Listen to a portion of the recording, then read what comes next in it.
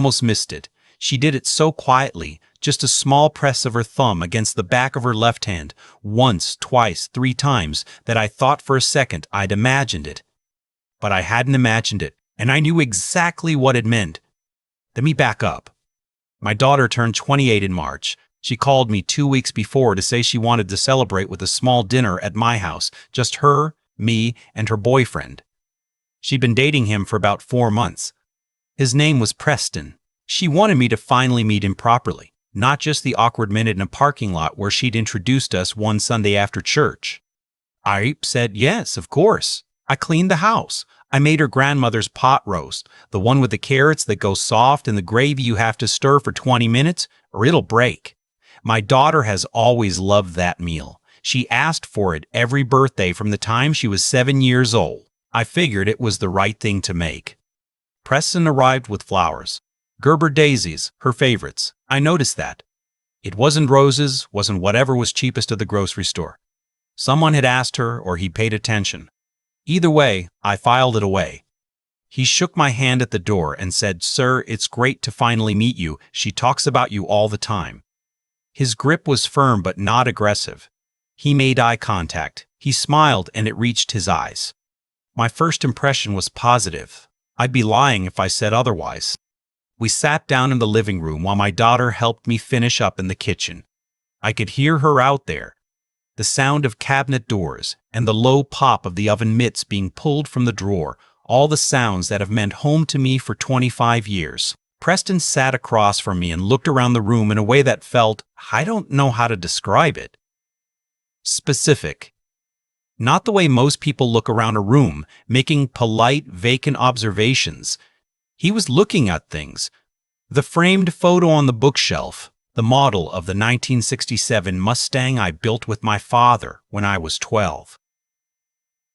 The way the living room connected to the hall. "You've had this place a long time," he said. It wasn't a question. "Almost 26 years, I told him. He nodded slowly. "There's something about a house that's lived in for that long. It feels like it knows you." I thought that was a nice thing to say. I thought he was perceptive. We sat down for dinner around 7. The pot roast was good. My daughter was happy. She laughed more than I'd heard her laugh in a while, and Preston was funny, dry, easy humor, the kind that doesn't announce itself. He didn't dominate the conversation. He asked questions. He asked me about my work. I'm a licensed general contractor, have been for 30 years. I run my own company now, 12 employees, mostly residential renovations and some light commercial work in the area. It's not glamorous, but I built it myself, and I'm proud of it. When I mentioned the company, Preston leaned forward slightly.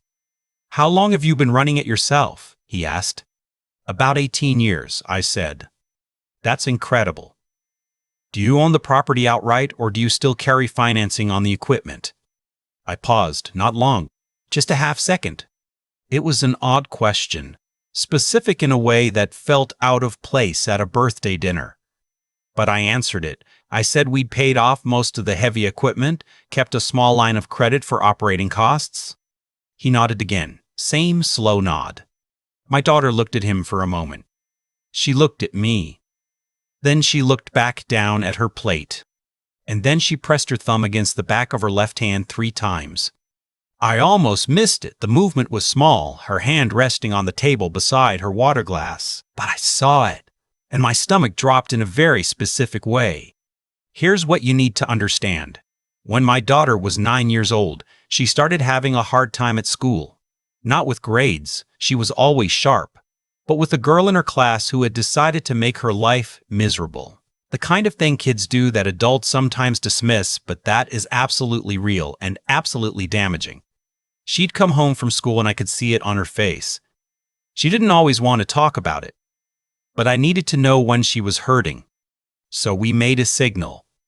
It was her idea, actually. She'd read something in a book about secret codes, and she came to me one night and said, "Dad, what if we had a signal so I could tell you something was wrong without having to say it out loud?" I asked her what she had in mind. She pressed her thumb against the back of her left hand, once, twice, 3 times. 3 times, she said. "That means I need you." We used it a few times over the years. Once when she was 12 and didn't want to go to a sleepover, but didn't know how to say why. Once when she was 16 and she texted me 3 dots in a row, her digital version, when a boy at a party was making her uncomfortable and she needed me to come get her without making a scene. I was there in 11 minutes. She hadn't used it in years, not since before college. But there it was. 3 presses of her thumb against the back of her hand at her birthday dinner, sitting across from the man who had just asked me, with great specificity, about the financing structure of my business.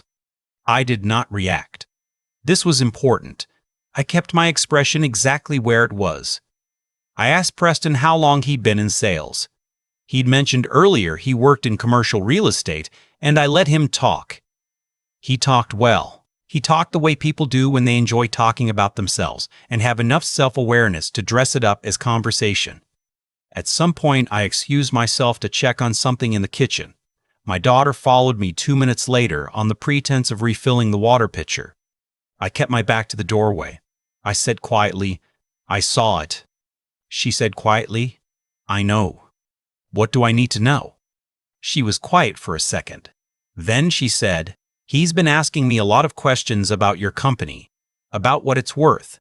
I thought he was just interested. But last week I found something on his laptop. I wasn't snooping, it was just open. And it looked like... She stopped. It looked like he'd written down things I'd told him. About your equipment, your contracts, your property. I turned the water on so the sound would carry out to the dining room. "Okay," I said. I didn't know how to bring it up. I thought maybe I was being paranoid. "You're not being paranoid," I said. "Go back out. Be normal. I'll handle it." She went back. I stood at the kitchen sink for another 30 seconds and thought carefully about what I knew. I've been in business for 30 years. I've dealt with vendors who try to overbill me, contractors who skimmed materials, one employee years ago who walked out with a company credit card and ran up $6,000 before I caught it. I know what opportunism looks like. It wears a friendly face and it asks very specific questions. I also knew I needed more than a feeling. I needed to understand what Preston was actually after. I went back to the table. I did not confront him. I did something more useful. I opened up. I told him about a project we just landed, a commercial renovation downtown, the kind of job that sounds big and impressive. I gave him numbers that were real enough to be credible and inflated enough to be interesting to the wrong kind of person. I watched his face while I talked. Most people, when you describe a business deal, look interested in a general way. Preston looked interested the way someone looks interested when they're calculating. There's a difference. His eyes moved slightly in a way that told me he was processing, not just listening. He asked a few more questions. I answered them, kept my tone easy and proud the way a man who's worked 30 years for something can talk about it. After dessert, my daughter's favorite, a lemon cake from the bakery on Clement Street that she's loved since high school. Preston helped clear the table. He thanked me for dinner. He shook my hand again at the door and said it had been a real pleasure. My daughter walked him to his car. She came back inside and sat down at the kitchen table and said, "Okay, tell me what you're thinking." I told her what I was thinking. I said I didn't know exactly what he was planning, but I believed he had done this before. I told her I was going to make some calls this week. I asked her not to confront him or change her behavior until I knew more. She agreed. She looked tired and younger than 28, and also, underneath that, something steady. She had used the signal. She had known something was wrong even when she couldn't name it, and she had reached across the table in the only way she knew how and told me. The calls I made that week were to 2 people. The first was my accountant, a man who has handled my books for 11 years and who has a quiet gift for following a financial trail. The second was my brother-in-law, who spent 20 years with the county sheriff's department before he retired and still knows people. By Friday, I had a last name for Preston that was different from the one he'd given my daughter.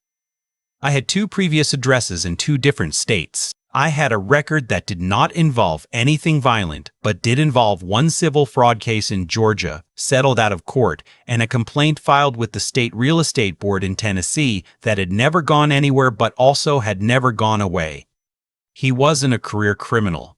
He was something more common and maybe more dangerous. A man who identified people with assets and worked his way close to them, slowly, with patience and charm until he found the right moment and the right angle. He'd found my daughter first. He was getting to me through her. I thought carefully about what to do with this. Part of me wanted to call him directly and say what I knew, but I'd learned a long time ago that the satisfaction of that kind of moment is usually worth less than you think and costs more than you expect. The right thing to do was to protect my daughter cleanly and not give him any reason to retaliate or complicate things. I sat down with her on Saturday morning at this same kitchen table, and I put what I'd found in front of her. Not everything. I kept some of it back because she didn't need to see all of it, and because a father's job is still to absorb some things so his kids don't have to. But enough. The name, the fraud case, the state complaint. She was quiet for a long time. She'd made coffee and she held the mug with both hands the way she used to hold her hot chocolate when she was little, and we'd come in from the cold. I really liked him, she said finally. I know, I said. I thought maybe I was being paranoid, she said again. About the questions. You weren't, I said. Your instincts were right. That's why you used the signal. She looked up at me. She said, I didn't even think about it. I just did it. Like muscle memory. That's how it's supposed to work, I said. She ended the relationship that weekend. I won't go into the details of how Preston reacted, except to say that he was calm and did not argue, which told me more than anger would have. A man who's surprised by being found out argues. A man who's been found out before knows when to cut his losses. I want to say something here. To anyone who's reading this, because I think about this conversation with my daughter more than I think about anything else that happened that month. She had spent 4 months with this person. She had introduced him to her friends, brought him to her family, told him things about our lives that she never would have shared with a stranger. And underneath all of that, some part of her had known. She hadn't been able to name it. She hadn't had the words for it yet, but she had felt it, and when she sat across the table from me and needed to say something she couldn't say out loud, she reached for the thing we built together when she was 9 years old. There's something I haven't figured out how to say simply, so I'll just say it plainly. We teach our children things we hope they'll never need. The signal was one of those things. I hoped the day she invented it would be the last day she'd ever use it, but I'm grateful, more than I know how to say, that when she needed it, she still knew it was there. After she left that Saturday, I washed the coffee mugs and put them back in the cabinet and stood in the kitchen for a while. The house was quiet. It's usually quiet now. It's been quiet since she went to college, and then since her mother passed 3 years ago this coming June. But that kind of quiet doesn't bother me the way it used to. I know what the house sounds like when she's in it. I know what it sounds like when she's okay, and I know, and this matters more than I can explain, that if she's ever sitting across a table from someone who means her harm and she needs me, she knows how to find me. 3 times. That's all it takes. I looked at the countertop where she'd set her mug, and I thought about my mother's pot roast and the lemon cake and the sound of her laughing at dinner before the signal, before I knew, and I was glad. Not just that I'd caught it, glad that we'd built the kind of thing that holds, even after 20 years. Even across a dinner table with a stranger sitting between us who thought he was the smartest person in the room, he wasn't even close. I thought a lot about what actually stopped Preston. It wasn't luck. It wasn't even me exactly. It was my daughter trusting something she'd carried since she was 9 years old, a small, quiet signal she invented herself, in a moment when she needed a way to reach me without words.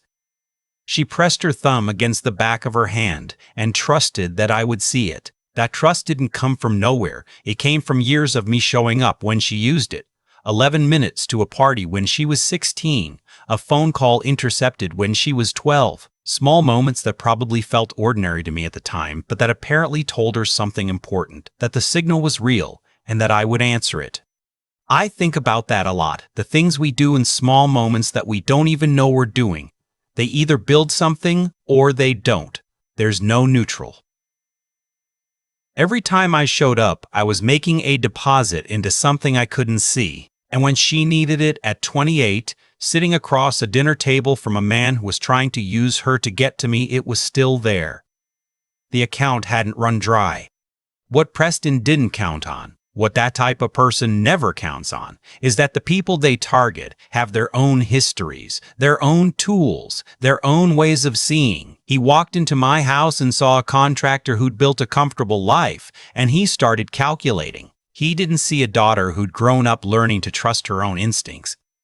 He didn't see 30 years of me reading rooms and reading people, long before I ever sat across a negotiating table from a subcontractor trying to pad a materials invoice. He didn't see that my brother-in-law spent 2 decades learning exactly how men like Preston operate. You don't get to be dishonest for very long without eventually walking into a room where the people around you have spent their whole lives developing the particular kind of intelligence that catches you. That's the thing about integrity, real, practiced integrity, not the performance of it. It sharpens you. My daughter felt something was wrong 4 months in because she hadn't spent those months learning to ignore her own judgment. She'd been raised to take her gut seriously. When Preston started asking her questions that felt slightly off, she noticed. She didn't explain it away. She didn't talk herself into trusting him more than she trusted herself. She reached across the table and she used the signal. That took courage. It's easy to forget that. She was sitting next to a man she had real feelings for, in the middle of her own birthday dinner, and she made a choice to say quietly, to me, not to him, in the only language he couldn't intercept, that something wasn't right. That's not a small thing. That's someone who has done the work of knowing herself well enough to act on what she knows even when it's uncomfortable. I didn't raise a perfect kid. Nobody does. But I tried to raise someone who knew that being honest, with herself first, with the people she trusted second, was worth more than keeping the peace. And when it mattered, she was. Preston is gone. The pot roast is still good. And the signal still works.